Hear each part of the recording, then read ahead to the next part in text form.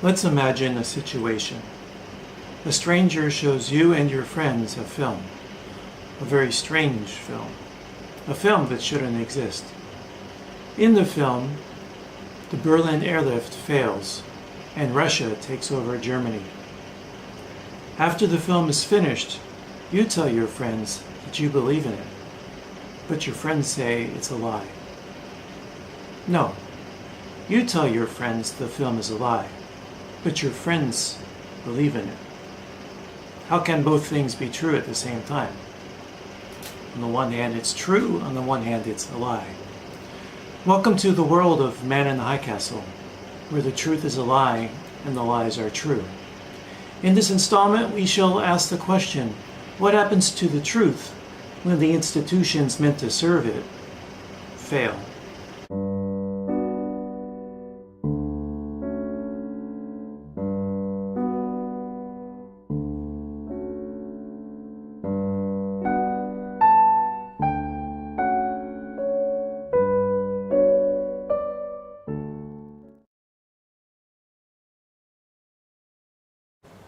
Man in the High Castle, Season 3, Episode 8, titled Kasumi, Through the Mists. IMDb score of 8.5, and this week I wanted to do a little bit of a deeper dive into the viewer reaction statistics. So I looked for what group, demographic group did it score the highest, and among which demographic group did it score the lowest. And interestingly, here are the results. The highest average score was 9.5 for those who are under 18, and then the lowest average score was for those was females 45 and over, and it got a score of 7.9. And I went back a couple episodes. I didn't go through the whole season, but about to episode 6, and it looked like it's consistently scoring the lowest among that demographic, females over 45. I'm not quite sure what was causing that reaction. We do have Helen, but I don't know. I guess there are a lack of other older females in the program, whereas we can find older males. But it can't just be representation. There's got to be other issues. I'm guessing within the content, the plot, what happens in the plot. Now, I broke down, as I've been doing the past few episodes, I broke down the by region, the occurrence within the episode, how many plot lines happened within each different zone. So in the Pacific Coast states, there were four of the chapters dealt with the Pacific Coast states. 4 out of, it looks like 10, 15, 18, 19, 20, 22. 4 out of 22. Then in the greater Nazi Reich, there were 8 of the chapters dealt with plotline developments in that region. And then the bulk of it, surprisingly, in this episode was a neutral zone. That's the first time since I've been keeping track. And I wanted to take this opportunity, since we're getting near the end of Season 3, to look at the differences between how the showrunner and the writers, the emphasis they placed on the Japan plot and the German plot. And I've mentioned before, I've been unhappy with how much emphasis has been given to the German plot. So I wanted to break down what's happened in those two areas and see how much of the difference is illuminated when we take a deeper dive on that.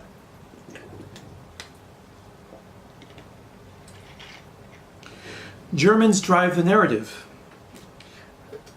Many of the MacGuffins and the overall plot between the two regions is driven by the Germans. For example, we have them trying to invade the multiverse this year, and then last season they were planning on a nuclear atomic warfare with the Japanese, with the Pacific Coast states and Japan. The attempted assassination of the Crown Prince was another German plot. Yes, and so I've mentioned atomic war and invading the multiverse. Germans have more significant characters. John Smith, Helen Smith,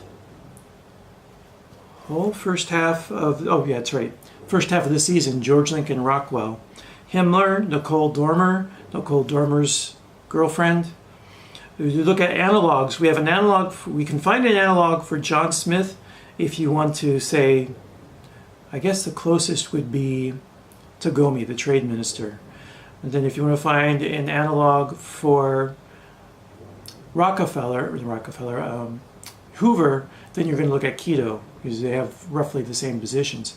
But you don't have an analog for Helen Smith, not a character that has that much screen time. And Helen Smith has other characters, a psychologist, that just serve as her plot. That's a sign of the significance of Helen Smith. Japanese have Tagomi and Keto, as I mentioned, but there's no analog for Himmler also. I guess the Japanese crown prince would be the closest, but we haven't seen him. It should be the king, or the emperor of Japan. We haven't seen him at all. There's no analog for Nicole. So who has that same position in Japan that Nicole has? We don't see them. We've been to Germany, Berlin, but we've not been to Japan. We've seen the German leader, but we've not seen the Japanese one. And I'm really hoping that season 4 they'll redress this problem, but I strongly doubt it. I think one thing that could potentially hold it back is casting. My understanding is it's very, very hard to find good actors that can fill Asian roles. But why that is would be a whole other debate. But if there's a problem of manpower, I can understand that. But I think it's just something you got to man up and do. It imbalances it. First of all, it deprives the viewer of seeing a significant part of this world, the Japanese world, and that's just an unused asset in terms of screenwriting and casting other actors to be in those roles. Well, then after the break, we will talk about the general plot developments of this episode.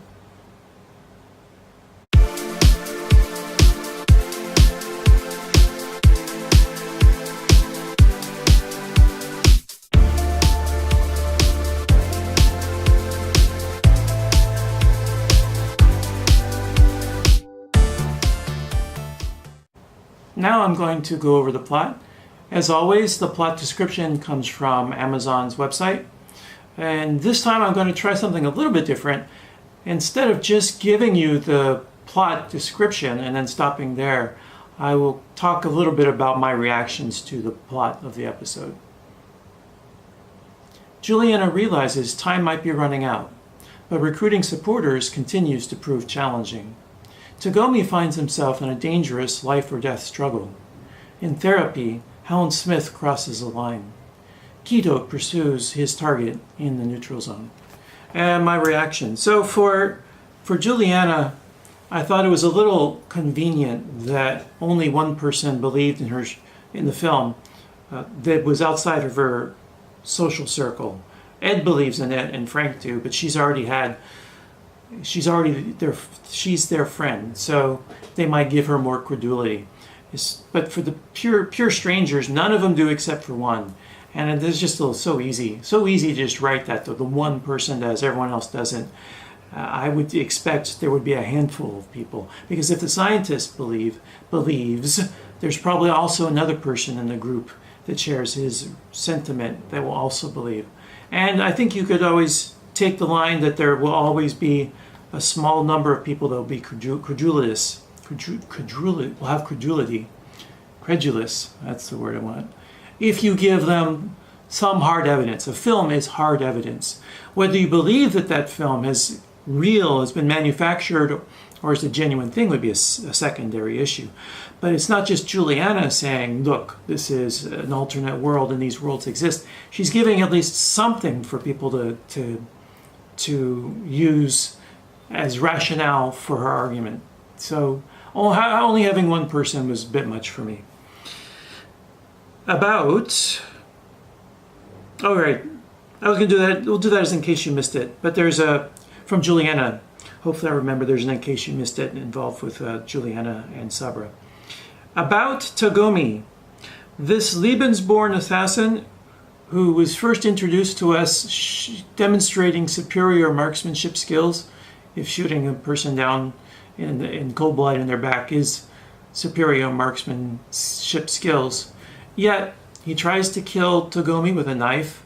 And it shouldn't be that getting a gun is like that difficult, because Joe Blake was gunned down the scientist and tried to with a gun, and tried to kill Togomi, I assume, with a gun too. So why would this Lebensborn gun assassin bring a knife to a gunfight? Doesn't make any sense. Okay, yeah, so in case you missed it, let's do that now. The actor who plays Togomi was in the Mortal Kombat movie. Your soul is mine. Fatality.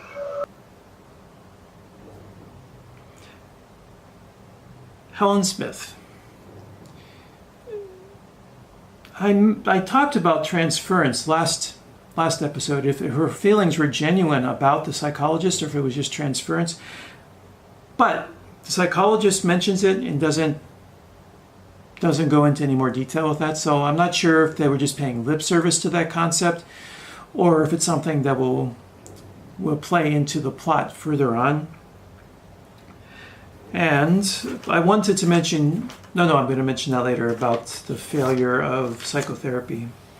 It's part of the question about when our institutions fail us, do they serve us with the truth or lies? So that will be after the next break.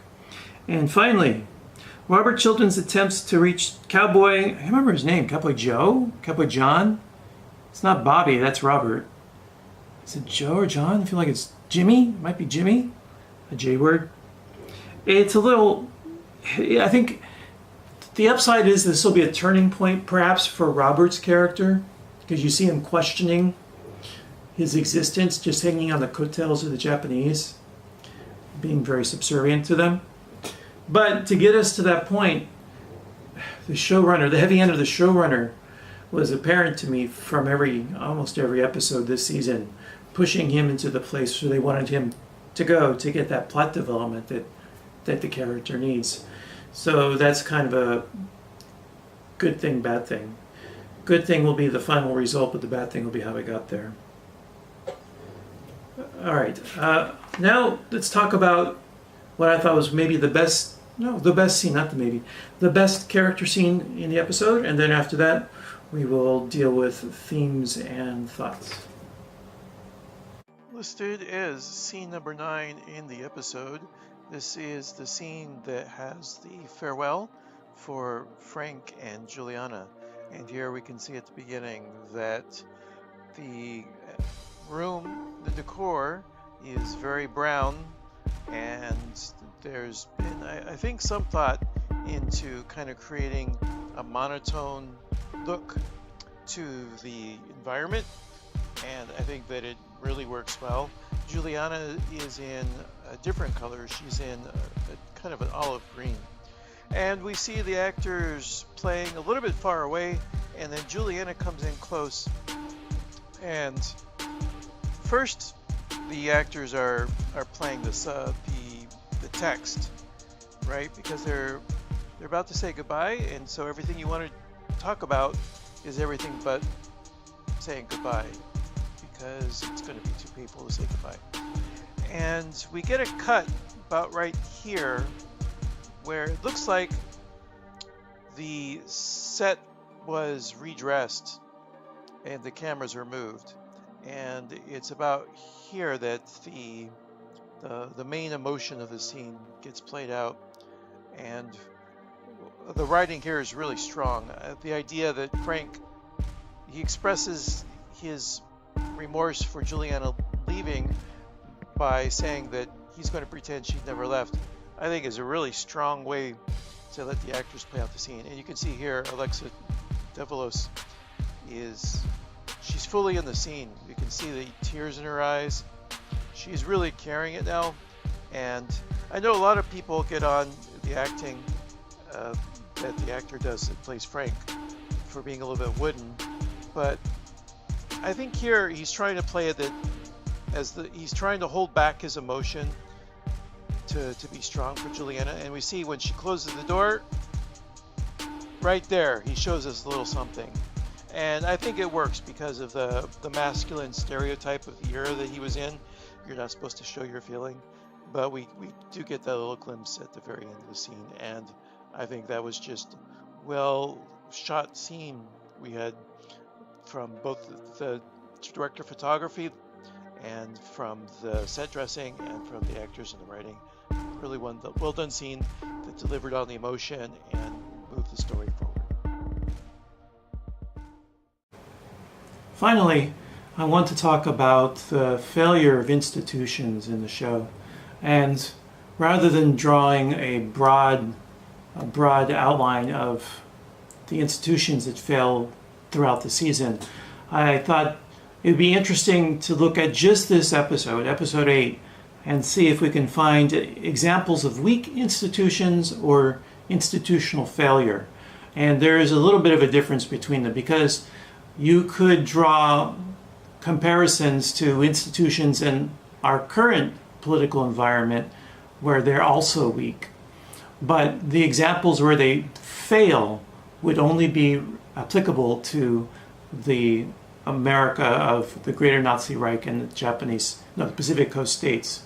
And I was reminded about the line from Hannah Arendt, which I talked about when we were discussing episode 2, I believe, very early in this series. And the line was, give me 1 second to find it. Hannah Arendt was talking about the complicity of the German people. And then when you have enough complicity, you end up being guilty. You can't have complicity without guilt. And the line that came from the book, the collection of essays about Man in the High Castle, was, yes, I found it. In a world where everybody is doing the wrong thing, doing the right thing suddenly seems wrong. Good actions are punished, and the wrong actions are rewarded. And we look at John Smith as an example of the wrong actions being rewarded. He's acting out of a selfish impulse, and his every action from that selfish impulse results in him being rewarded. You look at Juliana, and she's acting from a selfless impulse, and her every action from that impulse ends up with the state trying to punish her for those actions. So I've listed these down by the scene they occurred in. I believe there were 24 scenes in the episode, 23, 24. So throughout the episode, I'll just say the number referring to the scene that it occurs in. Scenes 1 and 2, we have the failure of the government in regards to preservation of historical objects. And this is when they melt down the Statue of Liberty into a Nazi swastika, which, if you read the Reddits, had the fans of the show up in arms. They said that affected them more than they would have expected it to. Scene 4, community, failure of community, where the town hall rejects the newsreel. It's interesting because earlier we saw the town hall succeeding when they voted by a narrow majority to let Frank stay. But then when it comes to being credulous about the newsreel that Juliana brings to them, they fail, like 99%. Scene 5, failure of medical institutions, where we have Jennifer, which is the Smith's daughter, being scheduled to take the exam to test her for birth defects, which is she has. The institution, instead of trying to comfort her or heal her, will kill her. Scene 7, mental health.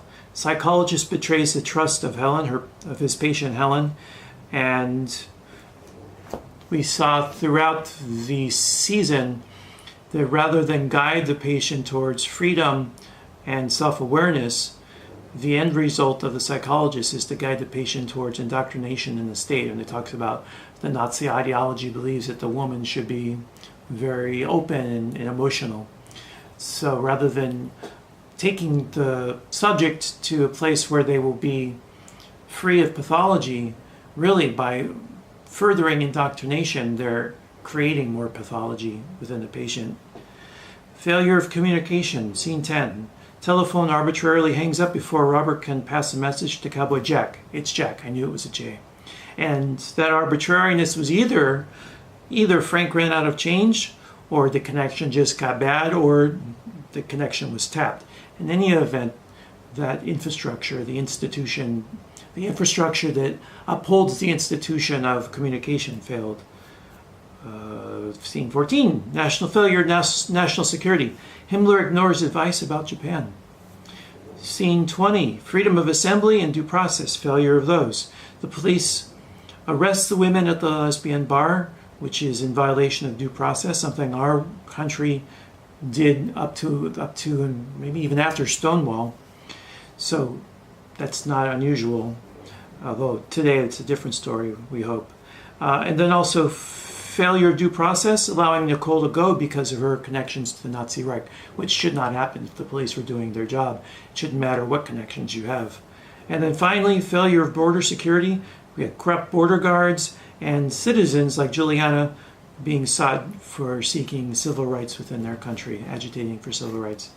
And that is all. We do, oh, that's right. I remembered one in case you missed it. So let me go back to my notes. The in case you missed it was about the scientist in the scene where Juliana shows the newsreel to the assembly and everyone leaves except for the one person. That scientist is an actor who has appeared in X-Files and in Stargate. I think it was at Stargate SCI. So he's made the rounds before in the science fiction television shows. I watched the X-Files intermittently, not a religious viewer, and I never watched Stargate, so I didn't catch his appearance, but other people on Reddit did. That's all for now. Hope life finds you doing well. Take care and be well. Both replies are true and not true at the same time. Don't believe me? Ask Heisenberg. He is known for his uncertainty principle, where the